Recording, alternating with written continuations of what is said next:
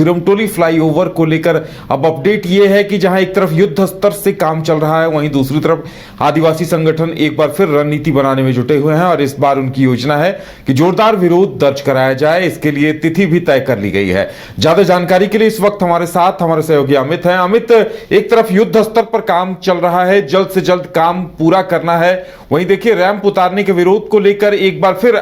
जो आदिवासी संगठन है वो एकजुट हो रहे हैं, मोर्चा खोलते दिखाई दे रहे हैं और इसके लिए रणनीति बनाई जा रही है। क्या कुछ अपडेट है अमित? उधर जिस प्रकार से पिछले 4 महीने से लगातार जो आंदोलन चल रहा है सिरमटोली शरणास्थल रैंप विवाद को लेकर के, और कहीं ना कहीं एक बार फिर से ये एक तमाम जो आदिवासी संगठन के लोग हैं एकजुट होते हुए नजर आ रहे हैं। बता दें कि 5 मई को एक बार फिर से सभी जो आदिवासी समाज के अगुवा हैं वो सब इकट्ठा होंगे और इकट्ठा होकर के रणनीति बनाएंगे कि आगे अब किस प्रकार से जो विरोध है वो करना है। तो बता दें उधर जिस प्रकार से पिछले 4 महीने से आंदोलन चल रहा है, कई प्रकार के आंदोलन देखने को मिले, चाहे वो शव यात्रा की बात करें, मानव श्रृंखला की बात करें, या फिर रांची बंद के दौरान और जो सरहुल शोभा यात्रा जब निकाली गई थी उस दौरान जो काला पट्टी बांध करके जो सड़क पर उतरे थे सभी लोग। तो कहीं ना कहीं अब एक बार फिर से अब यहाँ एक तरह देखा जाए तो अब जो सिरमटोली फ्लाईओवर का ये मामला है वो तूल पकड़ता हुआ नजर आ रहा है। वही दूसरी तरफ अगर बात करें तो अब युद्ध स्तर से काम चालू है, लगभग निर्माण कार्य जो है वो फ्लाईओवर का कंप्लीट हो चुका है। अब आगामी 15 मई को संभावित तारीख भी है जो हो गई है कि उद्घाटन होना है। अब ऐसे में फिर से एक बार रणनीति जो बनाई जा रही है, अब तमाम जो आदिवासी संगठन के लोग हैं वो इकट्ठा हो रहे हैं और साथ ही जो पाहन हैं, जो भी लोग इसमें शामिल हुए थे या फिर जितने भी जिला है झारखंड के, सभी जिला से जो आदिवासी संगठन के लोग हैं आ रहे हैं, वापस रांची आ रहे हैं और एक रणनीति बनाई जा रही है कि अब आगे जा कर के क्या कुछ करना है। जिस प्रकार से पिछले कुछ दिन पहले हेमंत सोरेन जो कि राज्य के मुखिया हैं उनका पुतला दहन किया गया और लगातार नारेबाजी भी की गई और कहा गया था कि जिस प्रकार हमने 2024 में हेमंत सोरेन को गद्दी पे बैठाने का काम किया वैसे ही 2029 में एक बार फिर से उनको हटाने का काम करेंगे। यानी कि उनका नाराजगी साफ तौर से है कि जिस प्रकार से उनका कहना है, जितने भी आदिवासी लोग वहाँ इकट्ठा थे उन लोगों का कहना है कि ये जिस सरकार को हमने अपना माना था, हमने समझा था कि अब वह सरकार है, लेकिन कहीं ना कहीं ये हम लोगों के विरोध है और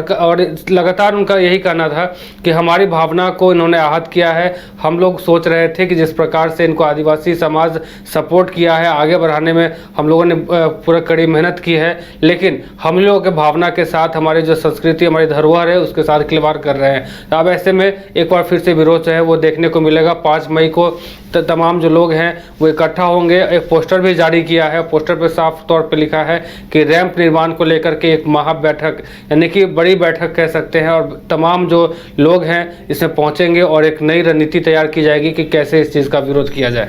बिल्कुल अमित, और लगता है कि कहीं न कहीं उनके मन में ये बात होगी कि सरकार ने हमारी नहीं सुनी और अब एक नई रणनीति बनाई जाए। और देखिए जिस तरह से इसमें 2 गुट हो गए थे, एक गुट अजय तिर्की का जो गुट था वो सीधे सीधे इस पे अब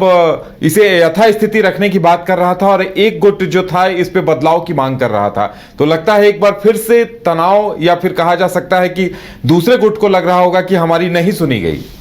जी बिल्कुल उधर जिस प्रकार से इस सिरमटोली मामले में लगातार एक जन जहां सपोर्ट कर रहे हैं एक गुट, वहीं बाद बाकी जितने भी संगठन है सब इकट्ठा होकर के उनका कहना है कि नहीं, ये शरणास्थल के समीप जो रैंप उतारा जा रहा है वो सही नहीं है, इससे हमारे जो धरोहर है, हमारी संस्कृति है, कहीं ना कहीं उसका ठेस पहुंचाने का काम हो रहा है। और लगातार जहाँ इस शरणास्थल समिति के जितने भी लोग हैं उनका कहना है और उसकी अगुवाई जो है पूर्व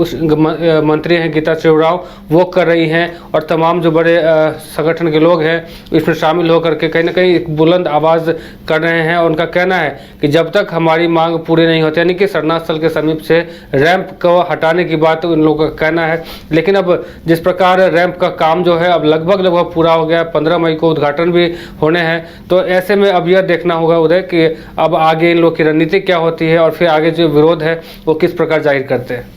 चलिए अमित, तो देखने वाली बात यह होगी कि अब जब बैठक होती है तो क्या कुछ तय किया जाता है। अमित, हमारे साथ जुड़ने के लिए और तमाम जानकारी देने के लिए आपका बहुत बहुत धन्यवाद। अगर आप देश के किसी भी कोने में रहते हैं, अगर आप पटना आना चाहते हैं और घर जैसे रहने और खाने का आनंद लेना चाहते हैं तो एक बार जरूर आए होटल डायमंड इन। संपर्क करें 9572759746, 9031859981, 0612400153। एड्रेस अपोजिट विद्या संस्कार स्कूल, रंजन पथ, गोला रोड, बेली रोड, पटना 801503।